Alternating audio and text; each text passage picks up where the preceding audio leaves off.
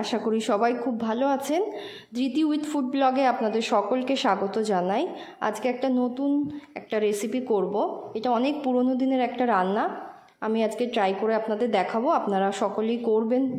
কেমন হলো কমেন্ট বক্সে আমাকে জানাবেন। আসুন দেখে নেওয়া যাক কী কী উপকরণ লাগছে। প্রথমেই বলি, এখানে লাগছে এটা কাজু বাদাম, 4 মগজ আর একটু পোস্ত বেটে নেবেন।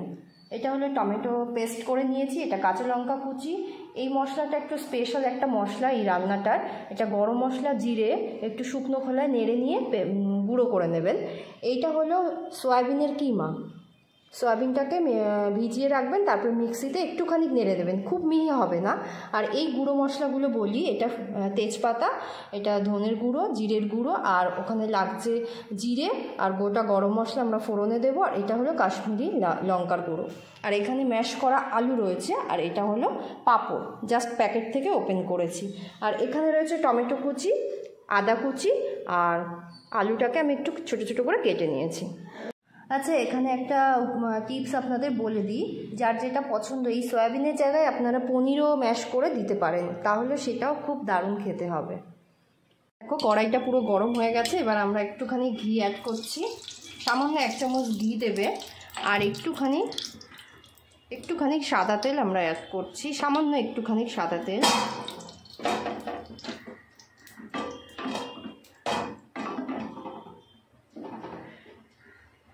এবার আমরা দিয়ে দিচ্ছি একটুখানি আদা কুচি, এপাশে দিচ্ছি তেজপাতা, আর একটুখানি জিরে দিয়ে দিলাম। এরপরে আমরা এই ম্যাশ করা আলুটা দিয়ে দিচ্ছি এবং সাথে সাথে সয়াবিনের কিমাটাও আমি দিয়ে দিচ্ছি। এরপর একটু ভালো করে নাড়িয়ে নেব, জাস্ট জলটা একটু নেড়ে নেব। এভাবে একটু ম্যাশ করে দেবে।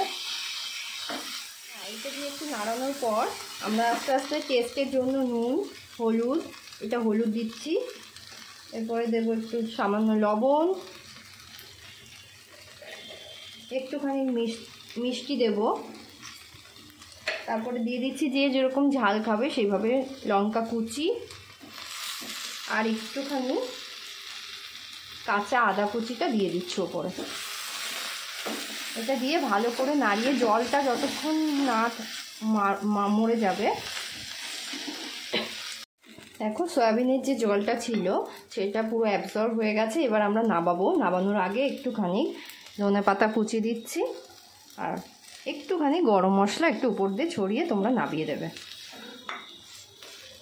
নাড়িয়ে এই সময় তোমরা একটু নুনটা টেস্ট করে নেবে, নুন মিষ্টি যার দিতে ভালো লাগবে আর একটু দেবে সেইভাবে স্বাদ মতো দিয়ে। এবার আমরা এটা নামিয়ে নেব। দেখো পুরটা রেডি করার পর আমরা কি করছি, এই যে গোল পাঁপড় নেবে, এটা একটু জলে একটু হালকা হাতে প্রেস করে তুলে নেবে। এপিট ওপিট করে প্রেস করে একটু জলটা ঝাঁকিয়ে তুলে নেবে, এরকম একটা জায়গায় রাখবে।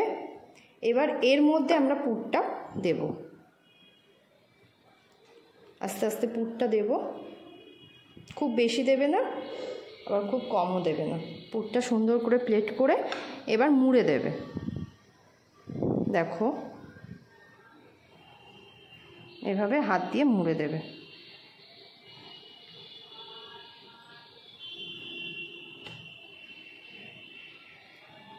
এভাবে মুড়ে দিয়ে এটাকে আমরা ফ্রাই করব। এই একটা রেডি করে নিলাম, এবার আর একটা রেডি করব। ঠিক এইভাবে জলে দেবে, জাস্ট বেশিক্ষণ রাখবে না কিন্তু, এপিট ওপিট করেই তোমরা শিফট করে দেবে। আর একভাবে দেখাচ্ছি, সেভাবেও তোমরা করতে পারো। এক্ষেত্রে পুরটা একটু অল্প দেবে, ওটা একটা লম্বা বড় করে রেখেছি, আর এটা দেখো পুরটা অল্প দিলাম। এভাবে সেট করে নেবে পুরটা, তারপরে এইভাবে হাত দিয়ে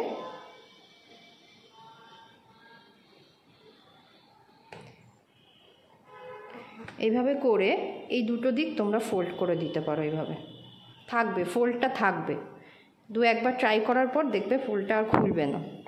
আচ্ছা দেখুন, আমরা সব কটা পুরো করে নিয়েছি, প্লেটে সাজিয়ে নিয়েছি। এবার এগুলোকে আমরা সাদা তেলে একটু ফ্রাই করে নেব। তেলটা পুরো গরম হয়ে গেছে। এবার আমরা একটা একটা করে এগুলো ছেড়ে দেবো।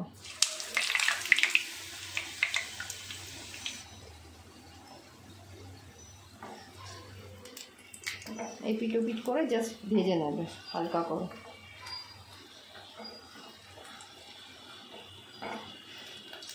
আর একটা দিয়ে দেবো। এইভাবে আমরা সবকটা ভেজে নেব। আমরা সবকটা পুরো কড়াই থেকে তুলে নিলাম। একদম এরকম করে ভাজবেন, গোল্ডেন ফ্রাই হবে, বেশি কড়া করে ভাজবেন না।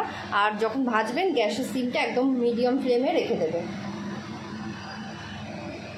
ওই পাঁপড় ভাজার তেলটাই আমরা এবার দিয়ে দিচ্ছি তেজপাতা, জিরে, গোটা গরম মশলা, আর সঙ্গে দিচ্ছি আদা কুচি,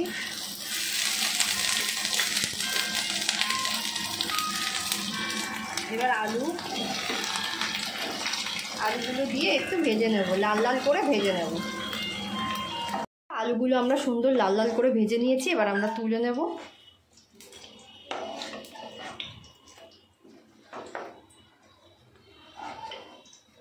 এবার আমরা তেলের মধ্যে প্রথমে আদা কুচি দিচ্ছি, তারপরে টমেটো কুচি, একটু নেড়ে নেব। গ্যাসটা একটু কমিয়ে রাখবেন। এরপরে আস্তে আস্তে আমরা গুঁড়ো মশলাগুলো অ্যাড করছি। এটা হলো ধনের গুঁড়ে, জিরের গুঁড়ো, এটা হলো কাশ্মীরি লাল, এই কটা অ্যাড করে নিচ্ছি। হালকা করে একটু ভেজে নেব। তারপরে একটু লঙ্কা কুচি দিচ্ছি, যে যেমন ঝাল খায়। তারপরে নুন মিষ্টি দেব, একটু নুন দিলাম। এবার একটু হলুদ অ্যাড করব, আর সামান্য একটু মিষ্টি স্বাদের জন্য। এবার আমরা এই কাজু বাদাম পোস্ত এই বাটা পেস্টটা দিয়ে দিচ্ছি। এরপর দিচ্ছি একটু টমেটো পেস্ট। এবার একটু ভালো করে নেড়ে নেব। এটার থেকে একটু তেলটা বেরিয়ে গেলে আমরা আলু দিয়ে দেব। দেখো সুন্দর একটা ফ্লেভার এসছে, আর কালারটাও খুব সুন্দর এসছে। এবার আমরা আলুগুলো অ্যাড করছি। দেখো আলুগুলো দিয়ে দিচ্ছি।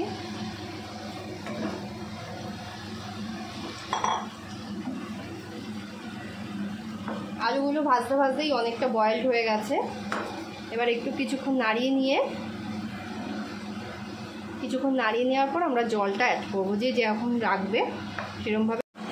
আলু দেওয়ার পর কিছুক্ষণ নাড়াচাড়া করে আমরা এবার জল অ্যাড করছি।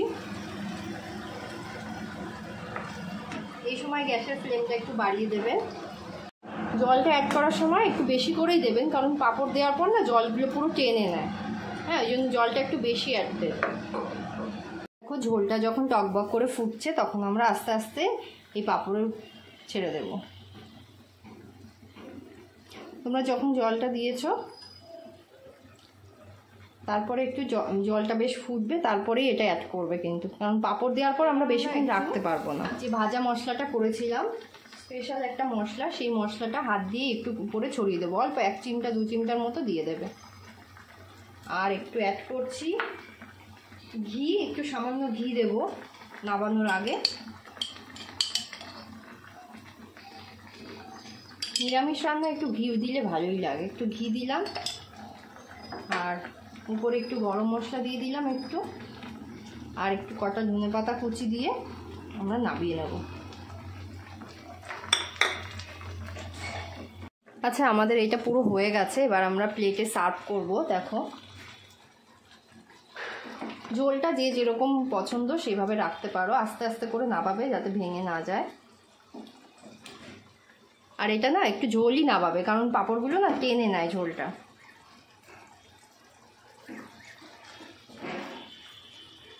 রান্নাটা পুরো একদম রেডি। এবার কেমন হয়েছে তোমরা আমাকে নিশ্চয়ই জানাবে কমেন্ট বক্সে। আর আমার চ্যানেলটাকে যদি ভালো লেগে থাকে অবশ্যই সাবস্ক্রাইব করবে, লাইক করবে, শেয়ার করবে। Thank you. দেখো আমি এটা প্লেটে দিচ্ছি।